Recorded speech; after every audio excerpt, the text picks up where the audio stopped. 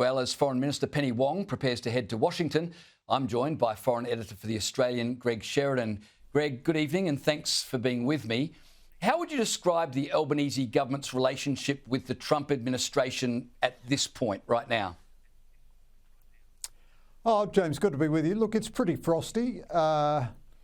You know, the Albanese government's arguments on defence spending are just ridiculous. They're utterly ludicrous. They don't make any sense to anybody. Even friends of the government like Stephen Conroy can't defend them. We spend 2%, not 2.3%. We spend 2% of GDP on defence. We spent 2% of GDP on defence when Albanese first came to office. He said to me in an interview that he would raise it beyond 2% if that was necessary. Since then, we've had report after report, government statement after government statement, that these are the most dangerous strategic circumstances we've faced since World War II. We've also embarked on the massively expensive project of acquiring nuclear submarines. Now, the dollar amount of our defence budget has gone up because of inflation, and so everything is at a record high spend in dollar terms, you know, NDIS, everything you like. But the real increase in defence spending has been extremely small, and we have not produced anything like the range of capabilities we said we would produce in the Defence Strategic Review. Every single person the Albanese government has asked to advise it on defence has told it it needs to go to 3% of GDP and beyond.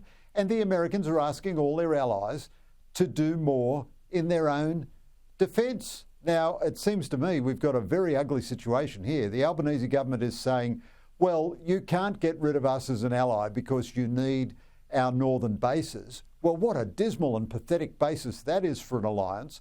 And they're also saying, you know, the Chinese have told us not to spend any more on our defence budget. They're not saying this, but this is the reality. And we're not going to spend any more on our defence budget. The Chinese ambassador had a piece in The Australian today telling Albanese not to do anything more on defence. Albanese was asked if this was interference and he was annoyed at the questioner. He certainly wasn't going to say anything critical of China.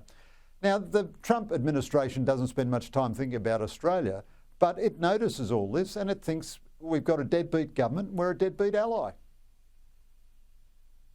Well, one of the issues you raised there is Labor's stubborn refusal to lift defence spending as requested by the Trump administration. But Home Affairs Minister Tony Burke hinted over the weekend that Albanese may budge if the Trump administration asks Australia for more defence capability rather than just an arbitrary increase. Is that something of a backflip, or is Tony Burke just playing games here? No, I don't think there was anything in Burke's interview. Look, in the end, if Trump puts the acid on Albanese, he'll have to give in and increase defence spending. It's utterly pathetic that we have to have the Americans force us to do the most elementary thing in our own interest. And this idea that you go for capabilities, not percentages of GDP, what utter rubbish that is. What footling, nonsensical balderdash that is. I'm prevented from using more accurate terms, James. Another 0.5% of GDP would be about $14 or $15 billion.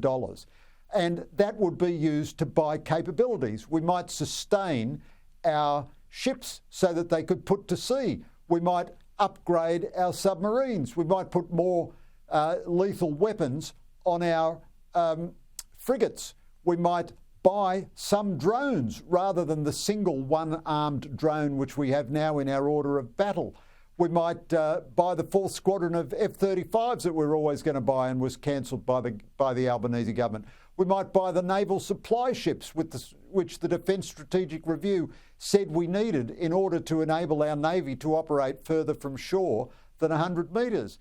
Now, all of these are capabilities. You wouldn't get them all for 0.5% of GDP. So the Albanese government to say it's interested in capabilities but not percentage of GDP, this is just baffling the people with BS, frankly, and it just shows what a profoundly unserious government this is in defence.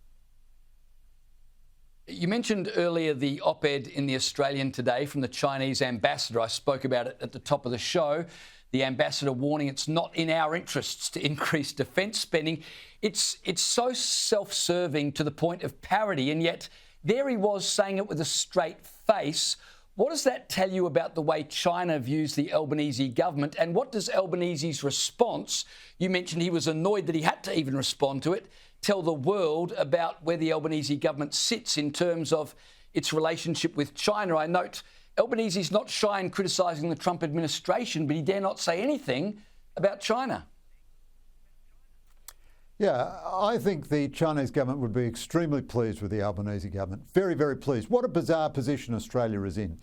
Our most important ally, which provides 99.9% of our security, I'd say about 0.1% of our security is provided by our own efforts. 99.9% of it supplied by the United States, is asking us, like it's asking other allies, to do more in our own interests, for our own self-defence, and we're telling it to go to blazes, don't interfere with us, we'll do as we like, blah, blah, blah. China, on the other hand, which sends its navy to conduct live fire exercises in the Tasman Sea without giving us notice and interrupts aviation routes, sends warships to scope out targets on our mainland and circumnavigate the Australian mainland, has had many dangerous interactions with Australian forces in our own waters, not even far afield, and is engaged, according to Defence Minister Richard Marles, in the most dangerous and concerning military upgrade since World War II, it tells us not to do anything more than we're doing on defence.